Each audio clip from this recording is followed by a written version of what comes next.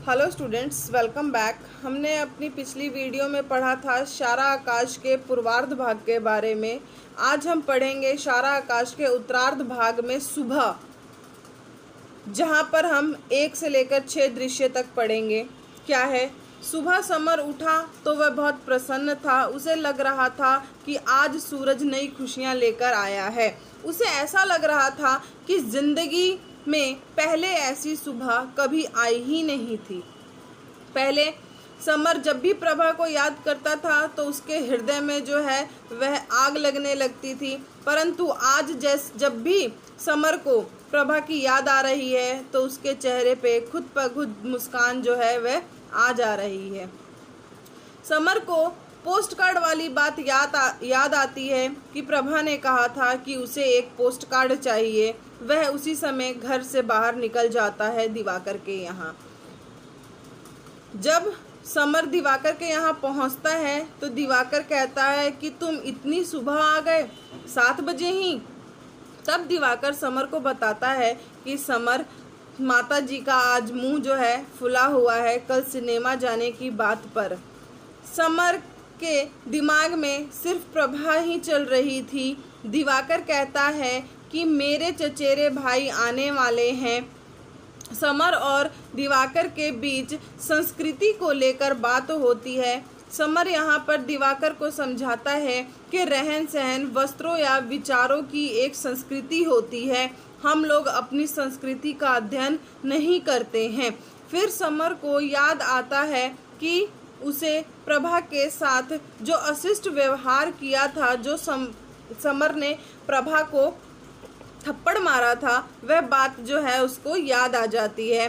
फिर समर ने दिवाकर से 2-4 पोस्ट कार्ड मांग लिए। उसके बाद समर दिवाकर से कहता है कि अब तो 150 रुपये की नौकरी मिल जाए तो अच्छा है। तभी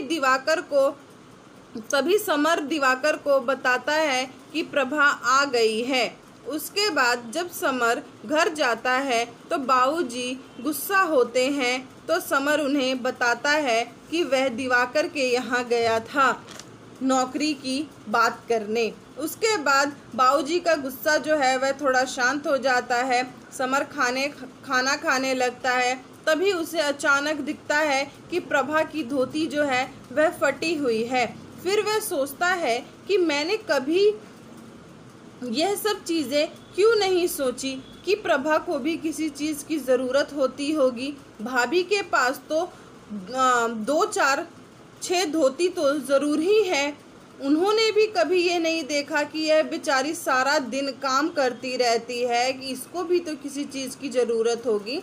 समर उस समय खुद को एक अपराधी की तरह समझता है। प्रभा समर को बताती है कि जिस दिन मैंने पहले दिन खाना बनाया था, उस दिन खाने में जो सब्ज़ी थी, भाभी ने उसमें मुट्ठी भर के नमक डाल दिया था। समर को यह सुनकर बहुत आश्चर्य होता है और यह भी कहा कि तुमने यह बात मुझे पहले बताई क्यों नहीं। तभी प्रभा कहती है कि पुरानी बातों को याद करने से कोई फ़ायदा नहीं है।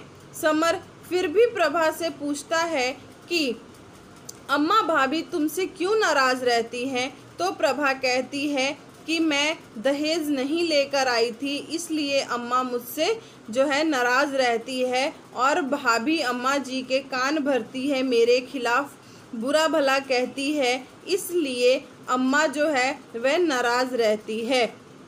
समर फिर पूछता है कि उस दिन छत पर वह क्यों रो रही थी। तभी प्रभा कहती है कि मेरे चरित्र पर संदेह किया जा रहा था, इसलिए। और फिर समर प्रभा से कहता है कि यदि कोई बात बुरी लग जाए तो बुरा मत मानना। फिर प्रभा समर को अपनी एक क्लास फेलो का नाम बताती है, जो है रमा, जिसके साथ वह अपने जीवन के लिए योजनाएं बनाती रहती थी। समर प्रभा से कहता है कि बस अब एक नौकरी लग जाए। तो प्रभा बोलती है कि अच्छी नौकरी के बाद फ़र्ज़ ज़्यादा अच्छी तरह अदा नहीं किया जा सकता। समर उसके कहने का मतलब नहीं समझ पाता है। समर एम्प्लॉयमेंट एक्सचेंज नौकरी के लिए जाता है। वहाँ बहुत भीड़ होती है। समर वापस उदास होकर घर लौट आता है और भाभी से कहता है कि भाभी आप प्रभा को एक धोती दे दीजिए। भाभी मना कर देती है। फिर वह अम्मा के पास जाता है कि प्रभा को एक धोती देने के लिए, तो अम्मा जो है वह भड़क जाती है और कहती है कि तुम बहू की चापलूसी कर रहे हो, बहू के बारे में बातें कर रहे हो, बहू को क्या चाहिए नहीं चाहिए, तुम्हें ये नहीं दिख रहा कि घर वालों के पास क्या है नहीं है, सिर्फ तुम बहू की तरफदारी करने में लगे हो। तभी बाबूजी जो हैं वह आते हैं और यह सब बातें जो हैं वह सुन लेते हैं और उस पर कहते हैं कि कमाने धमाने का तो कुछ है नहीं, बहू की तरफदारी को शेर। किसी को भी कुछ तभी जो है प्रभा कहती है कि क्या ज़रूरत है आपको किसी को भी कुछ कहने की। उसके बाद समर घर से बाहर निकल जाता है तथा देखता है कि बहुत से लोग जो हैं वह आ जा रहे हैं।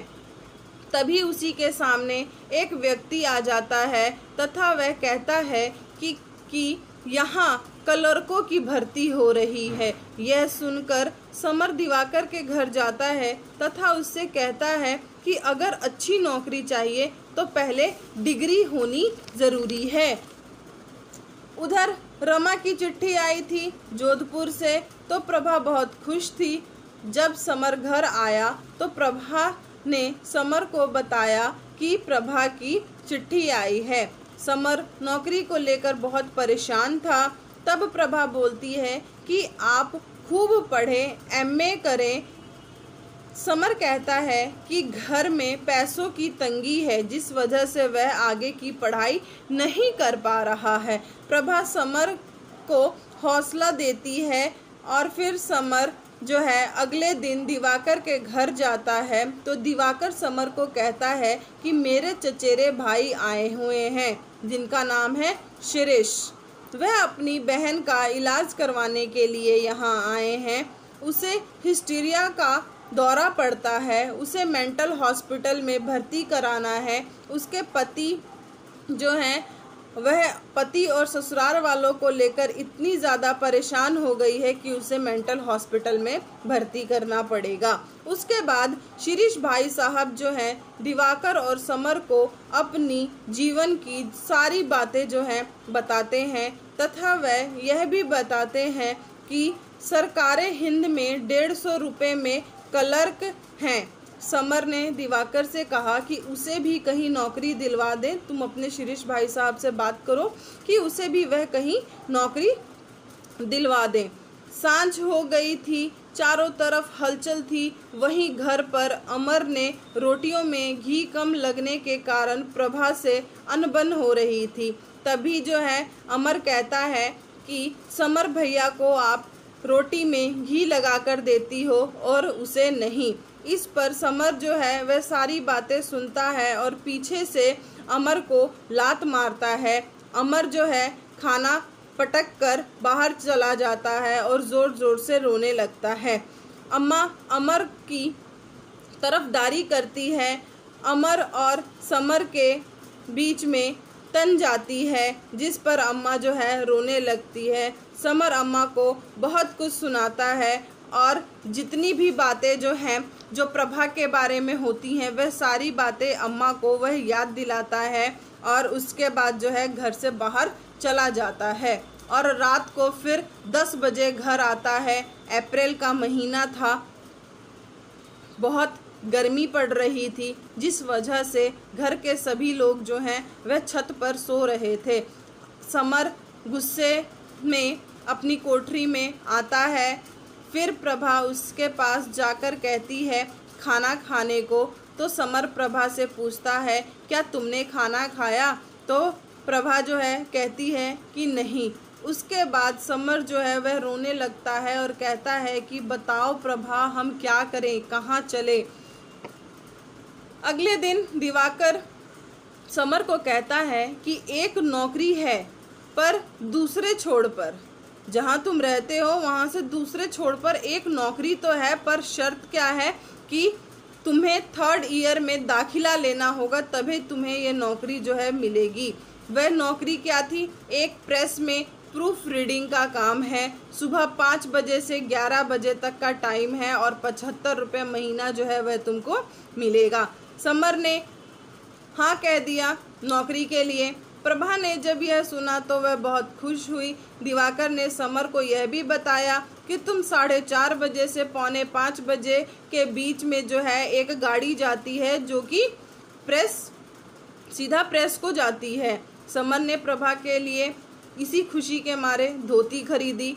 उसको हुआ कि अगर मैं ये धोती प्रभा को दूंगा तो माँ और भाभी जो है वह गुस्सा हो जाएंगी, इसलिए वह धोती जो है माँ के हाथों में देता है और माँ कहती है जिसके लिए लाया है उसी को ले जाकर दे दे, उसी को ले जाकर दे दे। उसी दिन रात को खाने पर समर अपने बड़े भाई और अपने बाबूजी को बताता है कि उसे 3rd ईयर में एडमिशन लेना है। घर वाले पैसों का रोना रोने लगे। प्रभा धोती लाने से नाराज़ भी थी और खुश भी थी। तभी समर बताता है कि उसे एक नौकरी मिली है, पर शर्त है कि उसे कॉलेज में दाखिला लेना होगा। उसके बाद सभी वहाँ से चले जाते हैं। समर प्रभा को किरण के बारे में और शिरीष भाई साहब के बारे में बताता है और तभी जो है कोठरी के किवाड़ पर ज़ोर से किसी ने धक्का मारा। पता चला वह बाबूजी थे।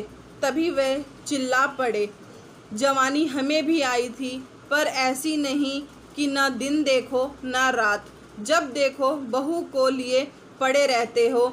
अरे घर में बच्चे हैं, बड़े बूढ़े हैं, किसी का तो लिहाज करो। 10 बजने को आ रहे हैं और बाबूजी का अभी सवेरा ही नहीं हुआ। यहाँ पर जो है पिताजी जो हैं वह समर को ताने मार रहे हैं।